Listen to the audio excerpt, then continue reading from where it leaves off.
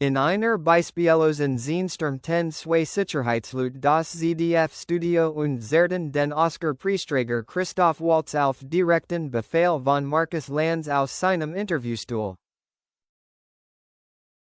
Dies geschah nur Sekunden, nachdem Waltz mit verrätschlichem Blick die folgenschweren Worte ausgesprochen hatte. Sie sind nur ein aufgeblasener Wichtigtuer. Das Interview mit Christoph Waltz war als hochkarätiger Dialog zweier kluger Kopfer erwartet worden. Waltz, mit der typisch eleganten Ausstrahlung eines österreichischen Aristokraten, nahm teil, über ein Kunstfilmprojekt zu sprechen. Lanz begann mit akademischen Fragen zur Rolle und zum Kulturwandel.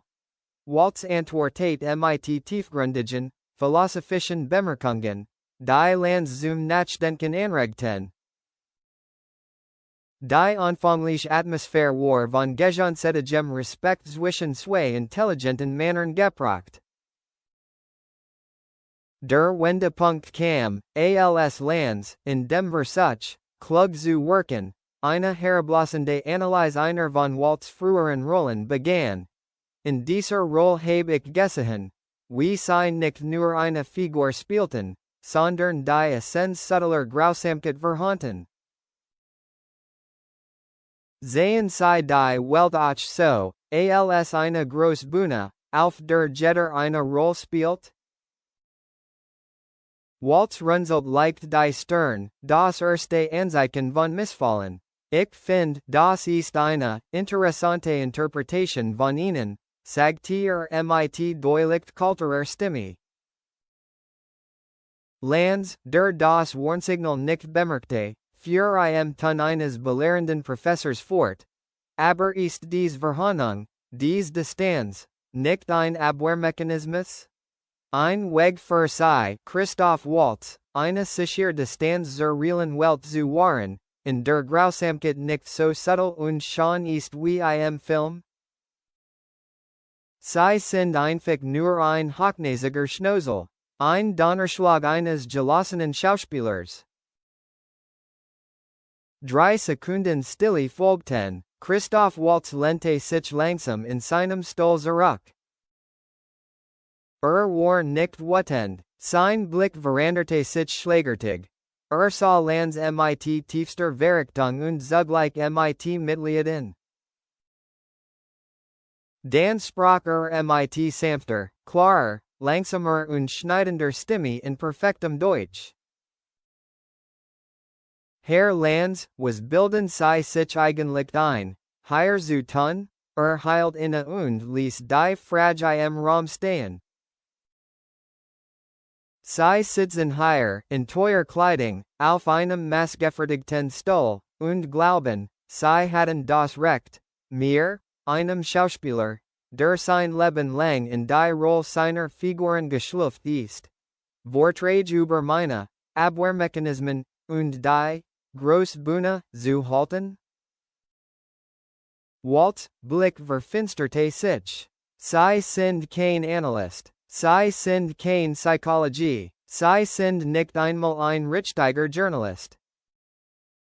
Sie sind nur ein aufgeblasener Snob, der versucht, mit klugen Worten die Lehre seiner Fragen zu kaschieren.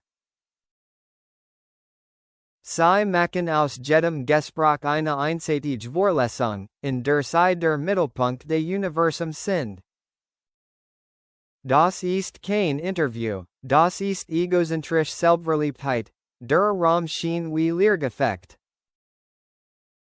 Niemand in der Geschichte des deutschen Fernsehens hatte je eine so direkte, präzise und vernichtend persönliche Beleidigung gegen Markus Lanz gehört. Und sie kam von einem der angesehensten Schauspieler der Welt.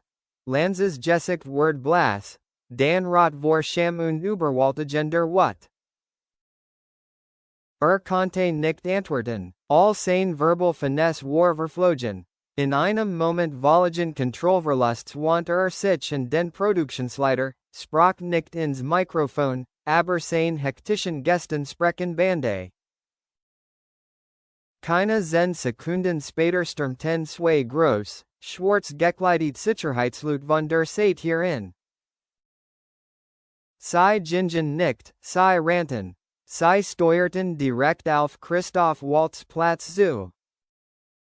Die unglaublich sehen, Waltz Word von seinem Fernsehplatz, hazert, Waltz blieb sitzen, vollkommen ruhig, als sah eine Szene aus einem Film.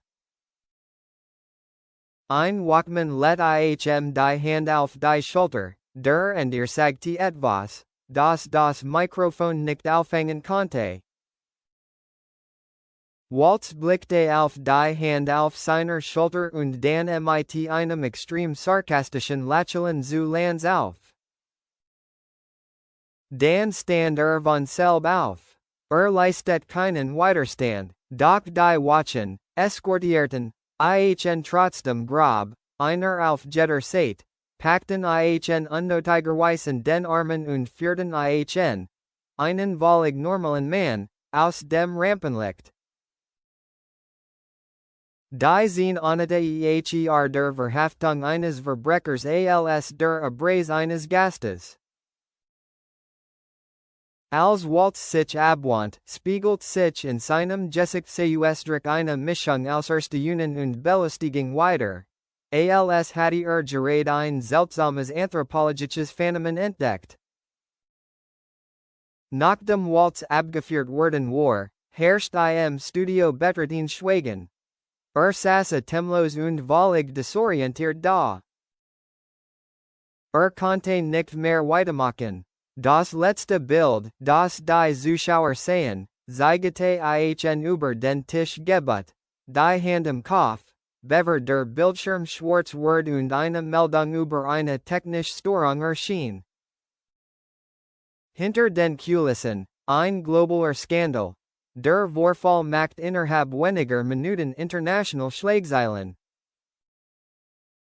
Die österreichische Nachrichtenagentur nannte ihn eine nationale Schande für einen der großen Künstler.